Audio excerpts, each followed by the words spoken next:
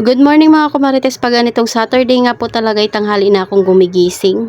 Pero alas 6 ng umaga ay bukas na rin naman yung tindahan namin dahil si Sian nga po ang nagbabantay at yung papa niya naman nga po ay papasok sa trabaho. Monday to Friday lang naman ako gumigising ng maaga dahil ginigising ko nga po yung aking bunso tapos sila naman na yung nag-aasikaso sa sarili nila. Pero pag nagbubukas kami ng tindahan ay alas 6 na ng umaga. Para sa akin kasi kumarites, importante din talaga yung tulog natin para naman nga po hindi masakit yung ulo natin habang tayo nga po ay may ginagawa dito sa bahay. Dahil mga kaunti na nga lang po yung mga natira nito kaya bumili na nga po kaagad ako at nirefillan ko na sila. Malinis nga po yung lagayan ng mga biskwit ko kumarites dahil kaunti na lang yung natira kaya bumili nga po ako ng mga ganito dahil pambaon nga po ito ng mga bata pagdating sa school. Kaya mabenta yung mga ganyan ko kumarites maliban sa mga kape. Ang presyo nga po ng twin pack ko kumarites ay 16 pesos na iyan. Kahit gaano pa kamahal talaga yung mga kape kumarites talaga namang mabilis din maubos sa ating munting tindahan dahil coffee is life tayo. Kitang-kita nyo nga po yung lagayan ko ng chicheria kumarites ay ang liwanag dahil hindi pa nga po ako nakakapag-display ng mga chicheria. Nadagdagan pa naman itong aking mga grocery kumarites dahil Sabado ngayon, it's payday nga ni Jowa. So ayan at nakapako nga yung kape dyan na matigas yung iba kaya naman ibabalik ko nga po iyan sa grocery. In-arrange ko na nga rin po dito yung mga candy sa kanilang mga lagayan. At syempre habang nag-aayos tayo ng ating munting tindahan, hindi nga pwede na wala tayong customer.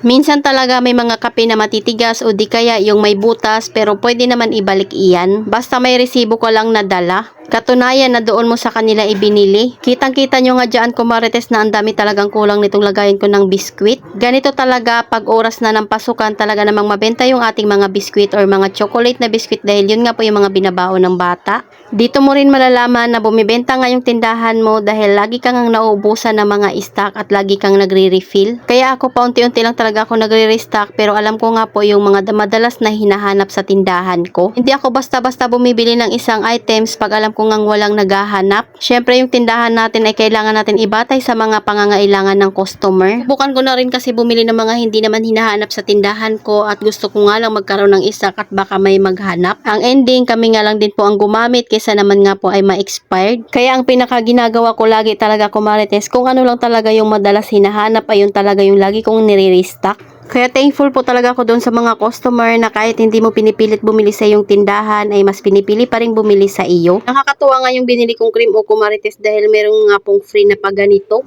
At yung isang cream o nga kumarites abay keychain nga po yung kasama. Yung isa naman nga po ay sticker lang pero ito nga po ay may kasamang pansabit sa bag. O diba at ang cute at pwede nga rin po isabit ito sa mga bag ng estudyante ko. Hindi rin talaga tuloy-tuloy itong aking pagdi-display kumarites dahil meron tayong mga customer.